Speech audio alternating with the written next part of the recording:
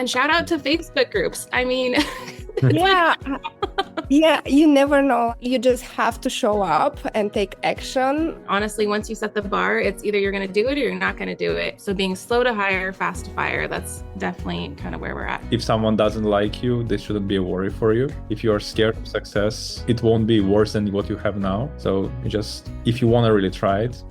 It won't hurt you.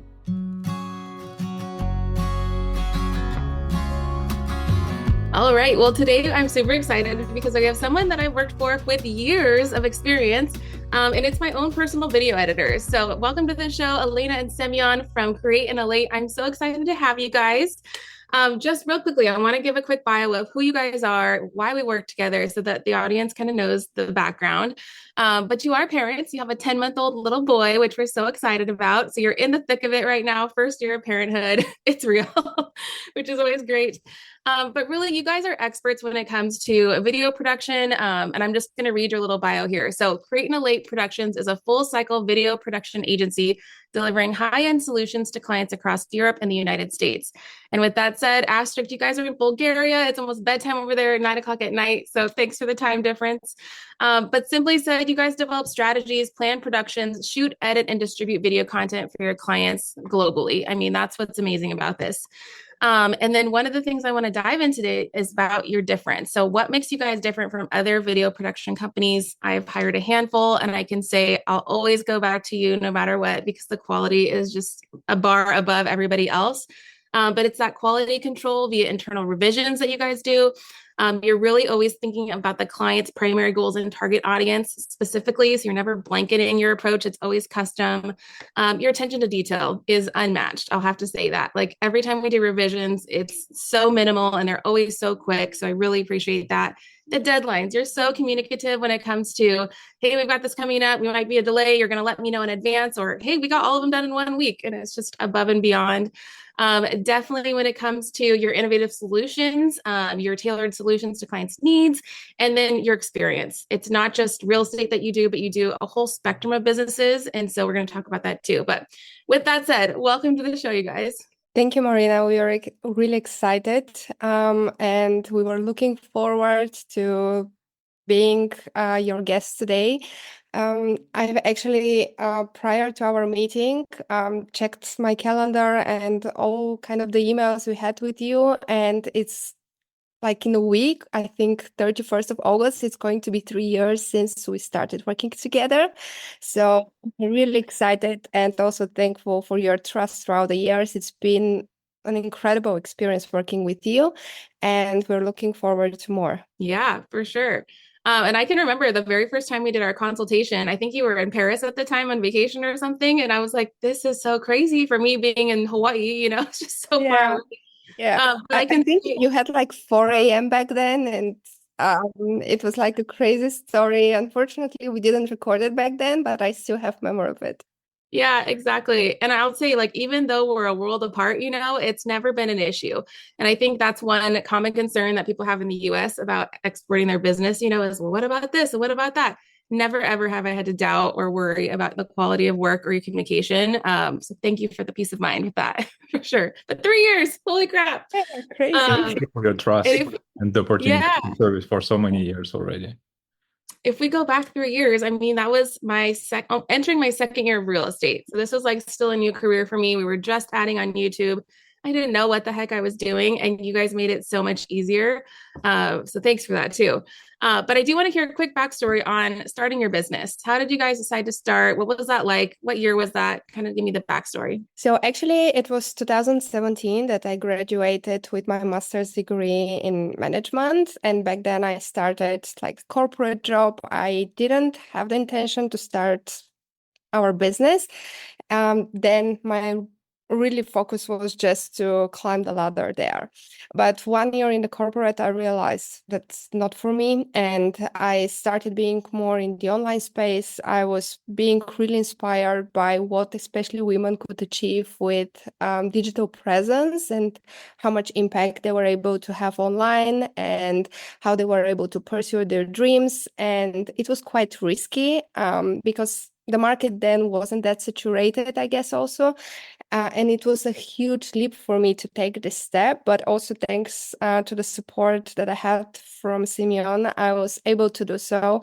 And I decided that I want to pursue something on my own with a creative studio where I was able to do.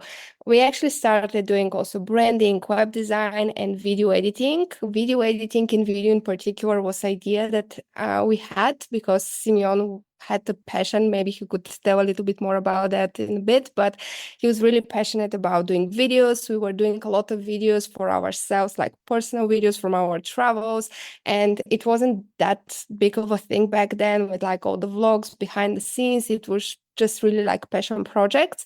But we decided to add them, so to say, to our portfolio of services that we offer. And it turned out to be the most demanding one in the end. And maybe it was like 2019 when we started really having a lot of requests, and we decided to purely focus on video editing, as it was just two of us, and we wanted really to go deep into what we offer and build this expertise and become the go-to, so to say, in the industry with the clients we work with back then. And with many, actually, we still continue working up to date, which is really amazing.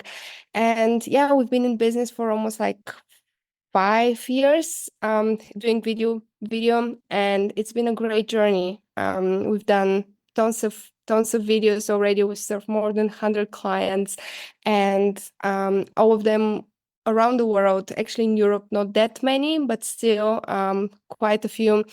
And yeah, we're excited for the potential and growing further. And maybe, Simeon, if you want, you can add a little bit more about the video part, because I know it's an exciting part. And Yeah, so I still can recall this day when Elena was like unsure about asking me if I was still in corporate, so I was more in the finance side, and she asked like, I'm starting my business, so I was fully supporting her with that. And she said like, I want to add video to the bunch of services. And I can recall this was like late evening talk, and I said like, okay, let's try it. I don't think it's gonna work out to the way you imagine it. And so what ended up happening is she replied to some request in Facebook group of one creator who was looking for a video editor. And I think she scheduled a call like within an hour, and it was already our 10 p.m. So this was our first interference with the US time zone. And we ended up working with that client for 2 more years. And yeah, so when we started working, she had 50,000 subscribers. By the time we finished working together, and she just grew her team and hired people internally, she had over 500,000 subscribers. So we've been lucky. Yeah. I mean, but it's all the kudos to her and her team for being really dedicated and laser focused on the content she was delivering, and the whole value, like it was fully well-built funnel. But we were happy to support her with over, I believe, 100 projects for YouTube ads, courses, stuff like this. Amazing. And this is how we actually grew, especially in the beginning, with a lot of referral and word of mouth. We didn't put a lot of effort in ads and doing special marketing. It was really through referrals, and that's helped us to build these long-lasting partnerships with the clients we work with. Yeah, that's so good. And I was just going to ask you that next, was like, how did you grow to 100 clients? And I think referrals are tried and true. They're never going to get tired. They're never going to be old, because it's someone's trusted, vetted advice to say, book this person, you need them in your life. I've used them. And that's something that we just have to focus on, because I get so frustrated with social media and like just trying to be all places at all times, when really, if I could just focus on the 5 relationships that matter the most, that's going to be my referral engine, so that's amazing to hear that it worked that well for you. And shout out to Facebook groups. I mean, it's Yeah. like potential. Yeah, you never know. Like I was literally in my pajamas, sitting on the couch and just scrolling in Facebook groups. And I came across this post, and I was like, okay, I'm just gonna give it a try. I don't know if this lady is going to reply to me, but I'm just going to message her. She replied to me, and because she was based in Canada, again, huge time difference. She asked me, "Are you able to jump on a call now or like in 10 minutes?" And I'm like, okay. And then we scheduled, I had to change. And this is how it all started. It Yeah. wasn't really planned, but just for me, it's always a proof that you just have to show up and take action. Sometimes I wouldn't call it like a coincidence, but just it's like where, hard work meets luck, and things Yeah. just happen. And I will say, especially in an online world today, if you don't respond sometimes within that hour, they've moved on. They're on to the next thing and the next website, and then you've lost them already, especially in the real estate space. There's so much competition that you I have to could be the first to imagine. Yeah. respond. So kudos to you for sure. Hey ladies, real quick, if you are looking for a mentor, I just wanted to remind you that I offer mentorship to entrepreneurs. So if you're someone who has a never-ending to-do list and you're spiraling out of control and feel like your business doesn't have a track plan, I want to work with you every single week for a month at a time. It's super simple, but I come from over 10 years of experience doing this myself, and now I'm willing to give that information back to people. So I've mentored real estate agents, I've mentored wedding photographers, I've mentored other business owners, and they've come from a place of overwhelm mostly, and they really just needed clarity and a couple of action steps to move the needle, and we've seen gigantic leaps and bounds in their business, like I can't even tell you. So if you're interested and you want to know what that looks like, I want you to go to marinatolentino.com, and there's a Calendly link there to do a 15-minute discovery call with me just to see if we're a good vibe check, to make sure we're on the same page, and I would love to work with you one-on-one to really boost your business to the next level. Let's dive back in. And then you guys have grown a team now, so it's not just you guys. How did you learn how to manage people? Because I think that's one of the most challenging things of growing a business. Like, kind of talk to me about that a little bit. It's been definitely challenging. I could say that. Particularly like in a corporate setting, you're working with certain level of management, but like to manage people, to incentivize people, I would say the hardest for me personally has been to learn to manage creative people. Because one thing is like, you're coming from more business perspective, and I'm like good with numbers. It's good to manage, certain analytical type of people, but when you manage creative people who need their space, all right, and they need to express themselves, be creative, but at the same time, when we have pipeline of projects and time is money, and there is particularly opportunity cost, of investing more time in a certain project than sort of we are allowed to, because other clients would just suffer for later deliveries, or me doing all-nighters, both have happened, but it's just this finding the balance for allowing people to be creative, yet developing the processes. I would say definitely development of processes and SOPs have helped us a lot. And trying to understand what the client wants, taking on the best team players with us onto the new clients who have been with us for 2-3 years, our team, and jumping on the new client projects really within 2-3 projects, trying to understand what the preferences are, setting out the framework, and the all the editing nitty and gritty, trying to be efficient yet really creative, and then allow the more people from the team to join in and have more, as you already mentioned before. We do at least 4I principle approach. So whatever our junior or more senior guys are doing, even people who are with us for 3 years, we are still checking projects after them for any grammar issues, because you can invest 10 to 15 hours of time, in a single YouTube video and polishing it up, but it's just this 1 or 2 grammar errors that will really, break it and put a little of a unnecessary, I don't know how to express myself here, but it's necessary, to have those kind of mistakes. Mm-hmm. Okay, so what I heard out of there was systems and processes. Those are the biggest things. And then I've also heard layers, right? So you have your senior editors who are then helping mentor the new guys. and they're getting to job shadow too. So that's really important. And I think a big mistake too that a lot of people make is just thinking like, well, here's the expectation, you should just follow it. And it's no, it's you still have to handhold and consistently make sure you're meeting those expectations. And if you're not, it's correction and you're refining. Refinement is the big word there too. That's really good. And I think more entrepreneurs need to focus on those systems because I have seen from all sides of like How trying to has be it on a been for team. you? Yeah. What's that? How has it been for you, the development of systems? For me, the systems are everything.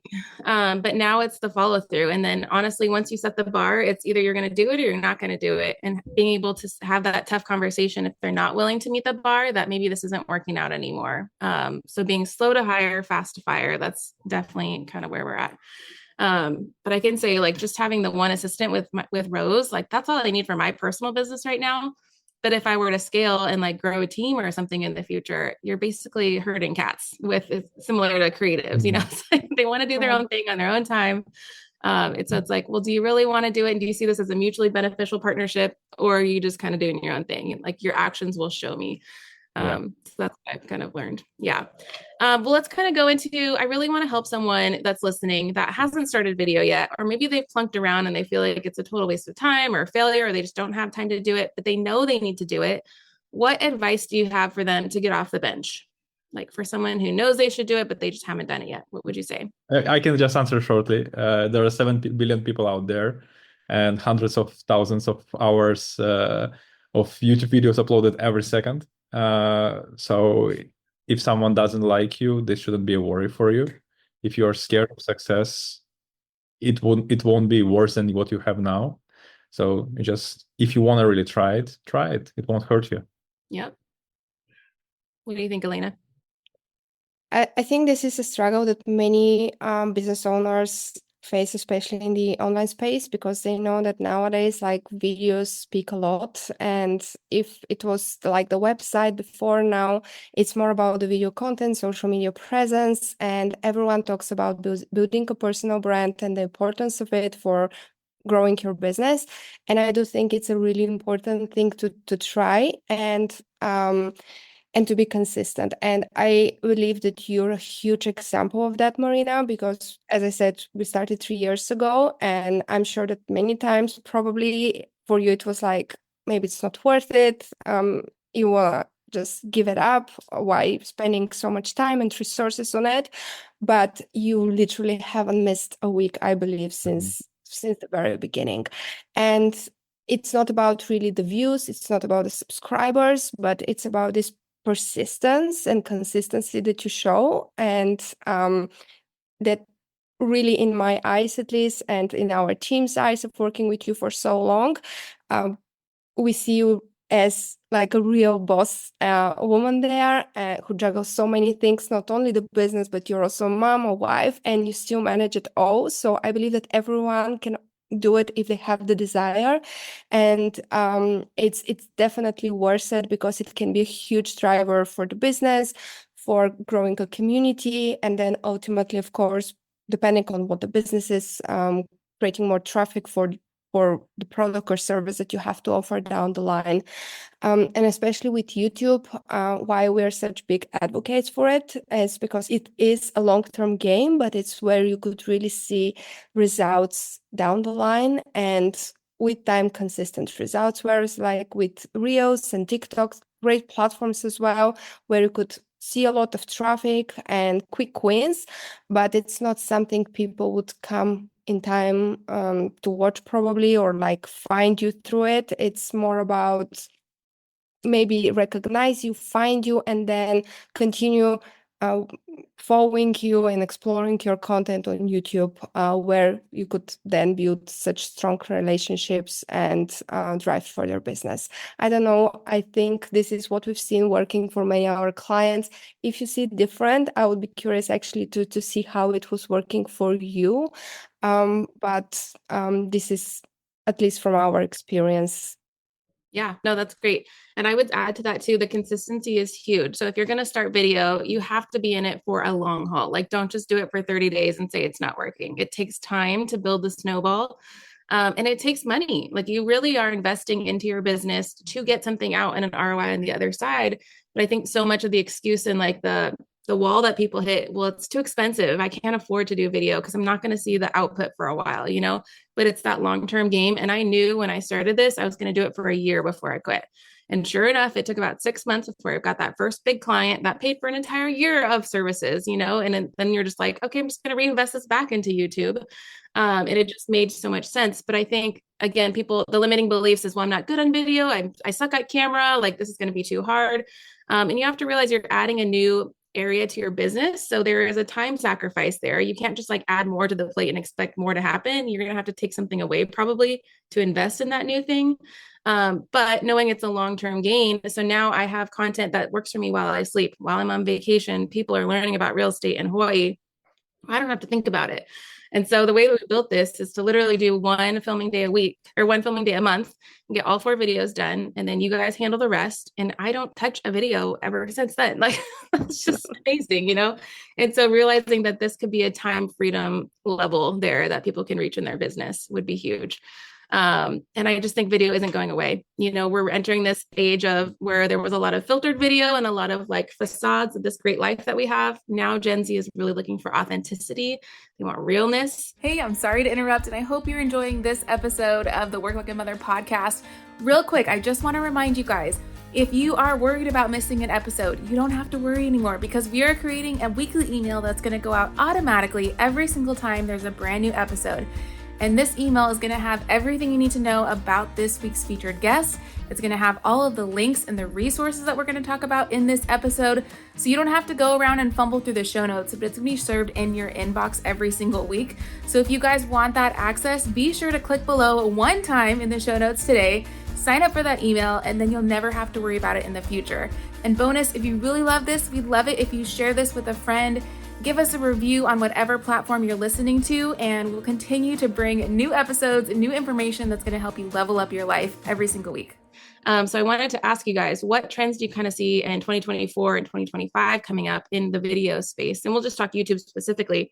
Do you guys notice any differences in how people are creating videos? Like, what do you think? I would say through some of our bigger clients, what we've seen also through their requests and through adjustment to our editing is that more, as you said, authenticity definitely pays off.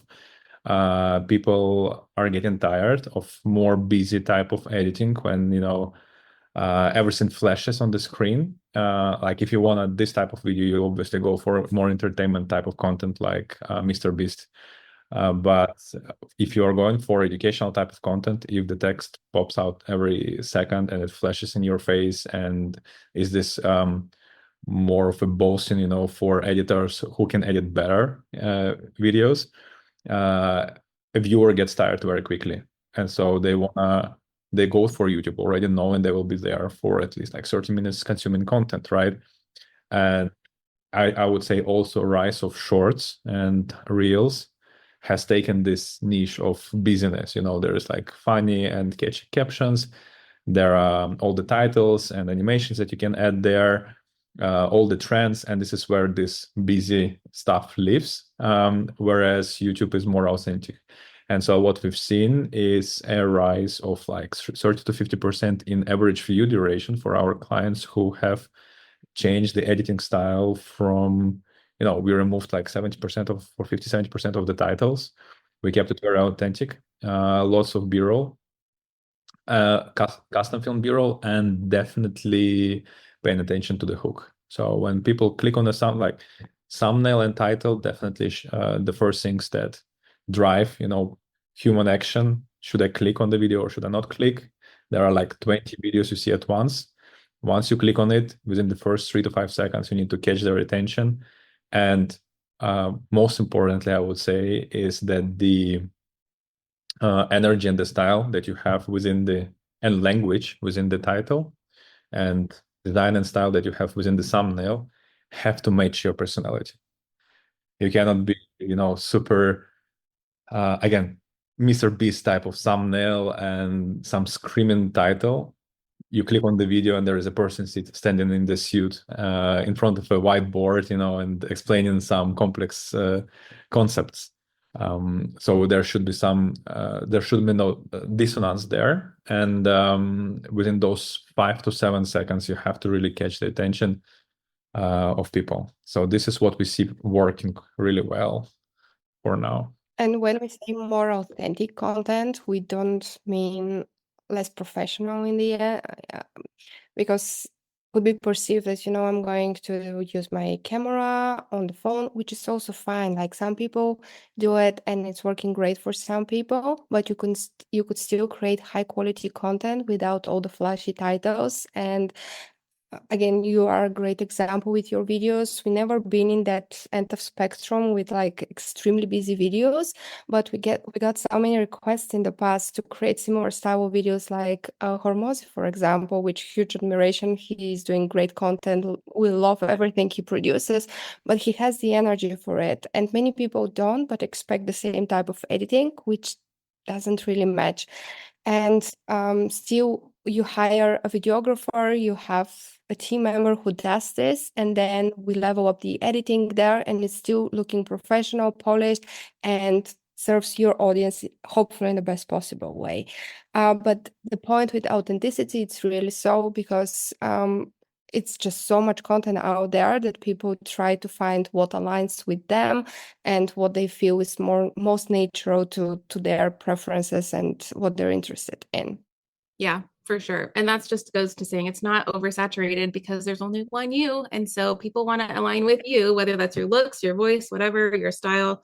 The world needs everybody. So there's always space. That's great. How do you guys feel about AI? I know 2024 has been a roller coaster with AI, and now I'm seeing AI influencers. Like it gets getting bananas out there. What do you guys think? We are testing everything that comes out on the market for video editing and in AI and seeing how this can improve our efficiency. For now, I would say for people who are really busy and one-man show, this is a great improvement. That there is tools like Opus Clip or where it's like online based, right?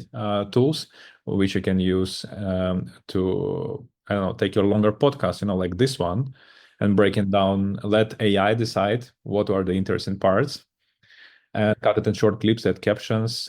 Problem there is, again, I as a viewer, if I see some short form video and I see mistakes in captions, I'm a little bit detracted from watching this content again from this person, and most likely this is what happens with such tools, but they are definitely on the rise. I would say the one which really we started using a lot is one called Fireflies.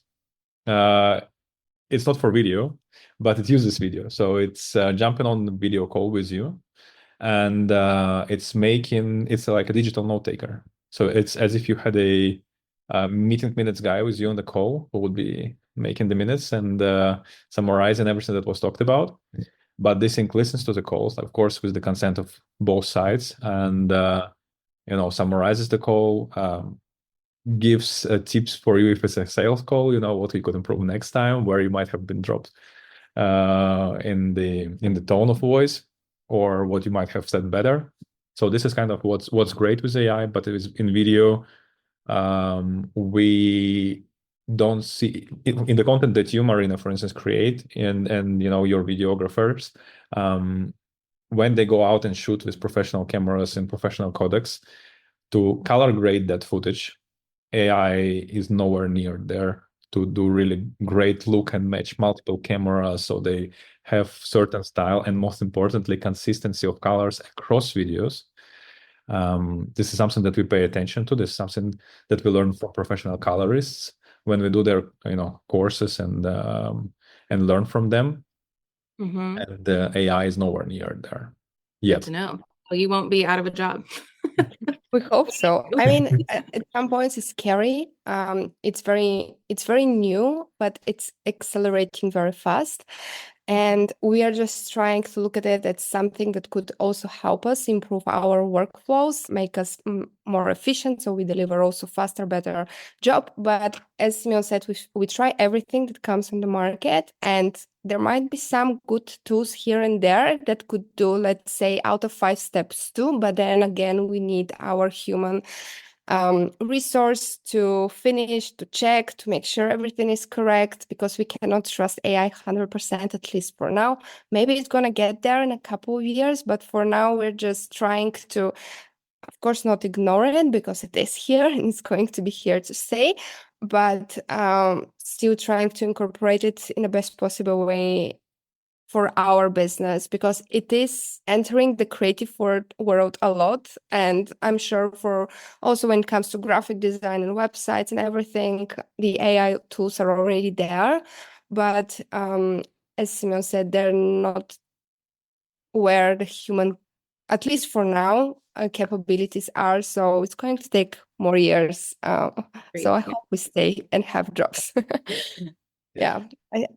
And definitely, so one more thing maybe to add, because you said like it's for websites, let's say, many website builders use already built-in AI, for helping you draft paragraphs or headlines.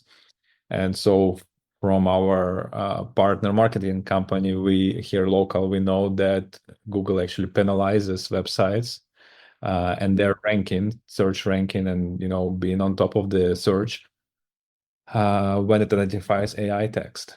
So I don't know how this could potentially play out with YouTube and editing, but it does do so already with SEO and websites.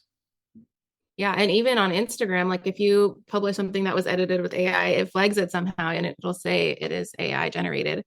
And I just think the same approach. It's like, don't have your head in the sand and do nothing. You should always be kind of like aware of what's going on in the news, what new apps are out there. I mean, there's so many things coming out all the time.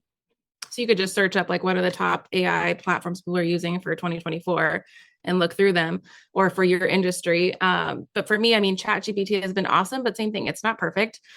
You still have to add your own voice to it. The voice feature is crazy. If you guys haven't played with that, you can have like a full-on conversation with it, which is nuts. But I think when things that's never replaceable is your opinion. And so same thing that goes with content is like, you're never going to have a bot create something that's going to be better than you, because people want your opinion. They want your human perspective on things. And so just keeping that in mind. But I think it's like been blowing my mind, the things I've been hearing about coming up and just the future of AI. So our kids are in for an interesting generation. That's for sure. Yeah, that's for sure. Yeah. Okay, so let's talk about YouTube strategy for a second.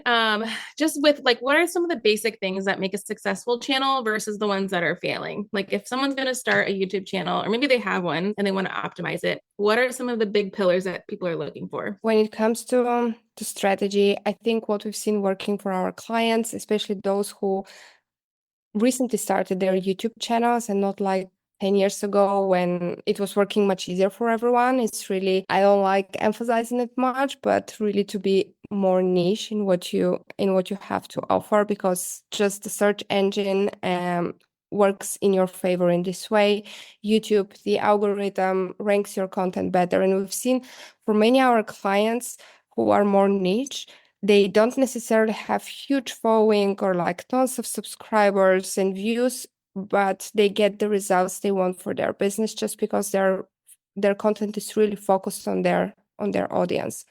And without like a clear idea of what you want to create on YouTube and like the audience that you want to serve, it's going to be difficult to create a consistent machine of content, to always get ideas and to know how to serve your audience in the best possible way. So I would always recommend, when we start working with a new client who wants to also get strategy and is thinking of how to approach YouTube, is to have this clear avatar in their head of whom they want to serve.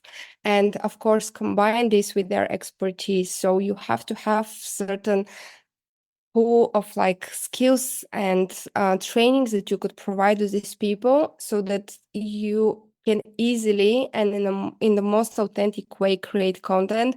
And it's, I think, visible when someone really speaks from experience as you, and someone who it's just out there to create content for the purpose of being on YouTube. And this is, I guess, where the big difference comes. And it's not only for, let's say, the number of views, but also for how long you're going to be able to play this game. Because if it's not coming naturally from you and from your knowledge, it's just not going to play well in the long run. And eventually you're just going to burn out and say, this is not for me. I don't want to do this. It takes too much time. It drains my energy and so on. So having the clear avatar of whom you want to serve, combining it with your experience, it's the starting point of creating the content strategy in terms of content viewers, topics, and think, of course, with time how the audience responds, what resonates most with them, and how we could improve from there. It's not something that you can create, let's say, 1 year plan. You could, of course, but the point of YouTube is the videos that you post to resonate with the people on the other end. So having this constant feedback and looking for ways to refine and modify is the way to go, in our opinion, how we approach YouTube and the clients we work with. Yeah, that's great advice. And it just goes back to business planning. You can't just have like a blanket approach to everything. You got to know, you can't just throw things at the wall and hope they stick.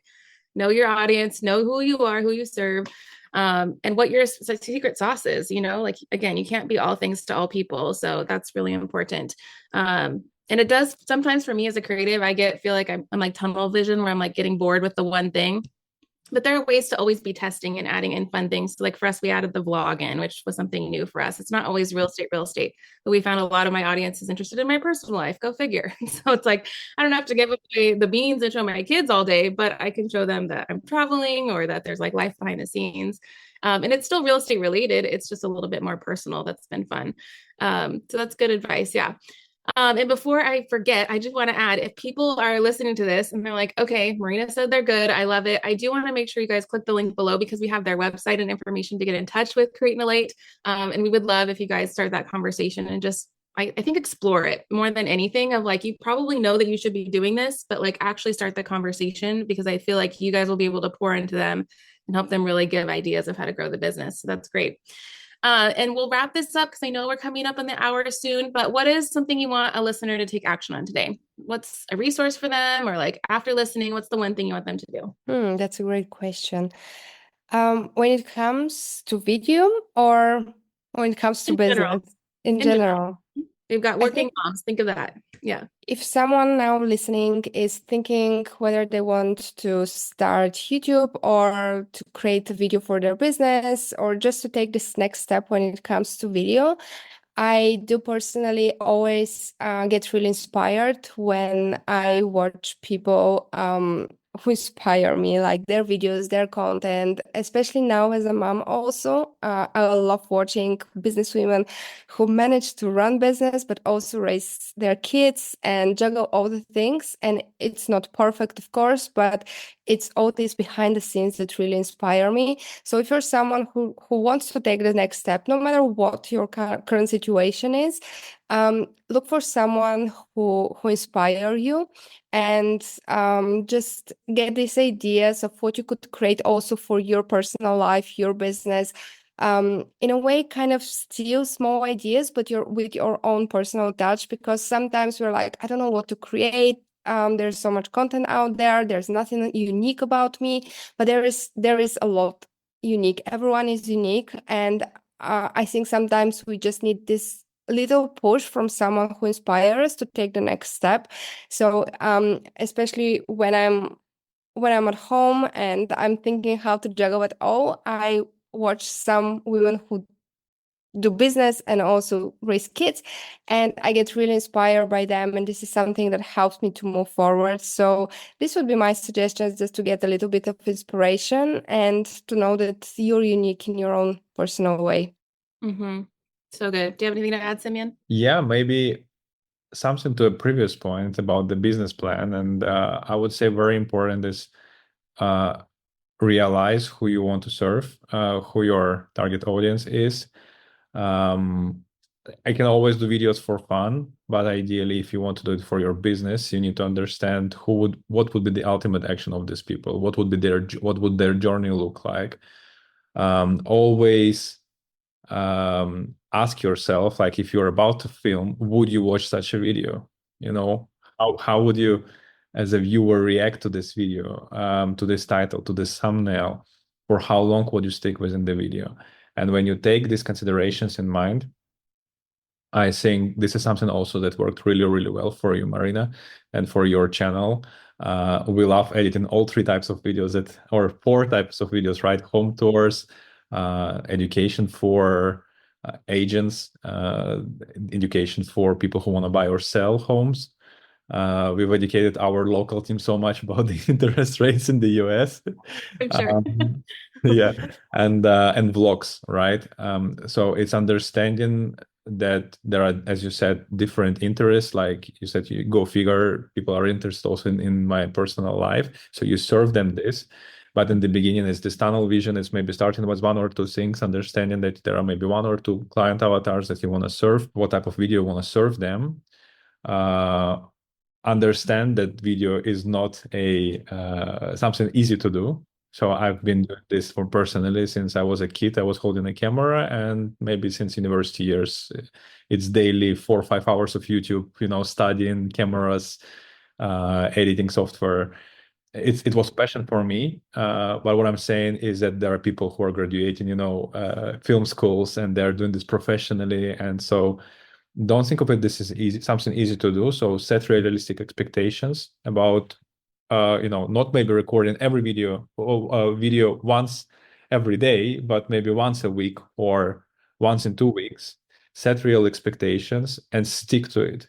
Stick to it, do it consistently, and with time, don't forget to check analytics, every 2-3 months, and see what works, what doesn't. Yeah. So good. Yeah, that's great advice. Okay, we wrap up every episode with a fun rapid fire. So just popcorn to me, but what is your Starbucks order? For Recently me, cold brew. I don't know why. yeah, same for me. Same for me. Actually. Okay. But it's summer. What do you guys for the summer? Yeah, if it's cold, maybe not. What do you guys make for dinner if it's last minute? I guess some salad. Like we're really boring when it comes to food, but we try now to stay a bit more healthy. So I would say salad. Salad. Yeah. There is a little bit. If there is 2 extra minutes, that will be carbonara probably for me. Oh yeah, that sounds good. That's an easy one. What's your favorite go-to department of Target? I don't know if you guys have Target or No, your we favorite. don't. No Target. Okay. Electronics. If you, Electronics. Yeah. What were you gonna say, Elena? for me, it's like all the notebooks, copybook, like pen, pencils, all the stationery stuff. Like since Very- childhood, this is everywhere my favorite spot. Yeah, love it. Name a book or a podcast you'd recommend to our audience and why. I mean, Work Like a Mother. It's definitely. I'm a huge podcast listener. I do love the School of Greatness. This is a podcast that I've been listening for years. And when it comes to book, I would say I've been really enjoying the Hormosis books in the last couple of months. They've been just a great source for business, but in a really plain English with actionable steps. Agreed. Yeah. Do you have anything to add? Yeah, maybe completely agree with Hormosis stuff. I'm not a big podcast listener, so if I'm listening to something, it's typically music. Or Work Like a Mother, or Work Like a Mother podcast, obviously, whenever we are editing it. But for books, maybe something, less nonfiction and more fiction-like is Alchemist by Paulo Coelho or Diamond Cutter. Those are interesting books to read. Cool. I'll look that one up. I haven't heard that second one. TikTok or Instagram? Instagram. Instagram, yep. Okay. And then where can people find you online? What's the best place to find you? Instagram, I guess, at Create Elate, and then our website, also createelate.com. If you're interested, you could DM us or book a call with us. I'm still the one doing the calls just because I purely enjoy connecting with the people we work with. So we'll be more than happy to explore your current video editing needs and how we could support the business. Yeah, absolutely. And if you guys, again, if they want to hear or see what the editing work you go to YouTube and then look up my name, Marina Tolentino, and you're going to see all of their beautiful work. They've just made it so effortless. And so I just want to remind people, if you think video editing is something you're going to take on your own, it is a beast. And I don't recommend it for someone who is not experienced. This will save you so much time and money in the long haul. And it's just been worth it 1,000%. So thank you guys so much for all of your time. Thank your team for me, please. Thanks for staying up late on a weeknight. I appreciate it. And I guess that's it for the show. So this was fun. Thank you guys. Thank you, Marina. And to everyone listening, it was really enjoyable, and hope to stay in touch. Yes, thank you. Thank you.